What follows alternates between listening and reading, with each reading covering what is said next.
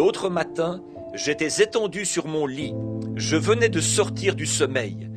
J'avais placé mes mains derrière ma tête et je me reposais, la tête appuyée contre l'oreiller. Alors, j'ai commencé à me demander comment ce serait de l'autre côté. Je me rendais compte que, si je vivais aussi vieux que les miens, j'avais déjà vécu plus que la moitié de ma vie.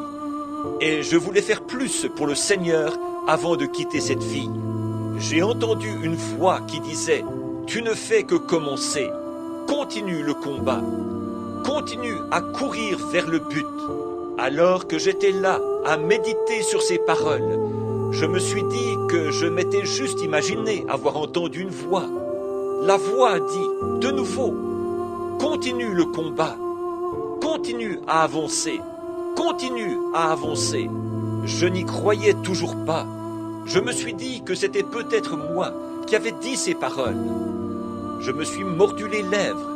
Je me suis mis la main sur la bouche et j'écoutais. La voix a parlé de nouveau. Continue simplement à courir vers le but. Si seulement tu savais ce qu'il y a au bout de la route. C'était comme si j'entendais la musique et les paroles d'un vieux cantique que je connais bien. J'ai le mal du pays, le cafard, et c'est Jésus que je veux voir. J'aimerais entendre des cloches du Havre le carillonnement. Mon sentier s'éclairerait, toutes mes craintes se dissiperaient. Seigneur, laisse-moi regarder de l'autre côté du rideau du temps. Alors la voix m'a demandé, je ne saurais le dire, si j'étais dans mon corps ou hors de mon corps, ou si c'était un ravissement, je ne sais pas. Mais ce n'était comme aucune vision que j'ai déjà eue. Je pouvais voir le lieu où j'avais été ravi, et je pouvais me voir étendu là-bas sur mon lit. Je me suis dit, ça c'est bizarre.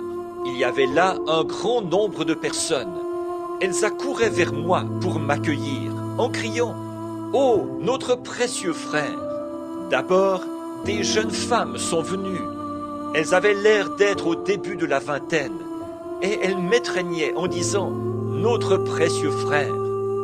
Des jeunes hommes, dans toute la splendeur virile de la jeunesse, les yeux étincelants comme des étoiles au plus sombre de la nuit, les dents blanches comme des perles, ils m'étreignaient en disant « Notre précieux frère !» Alors j'ai remarqué que j'étais moi aussi redevenu jeune.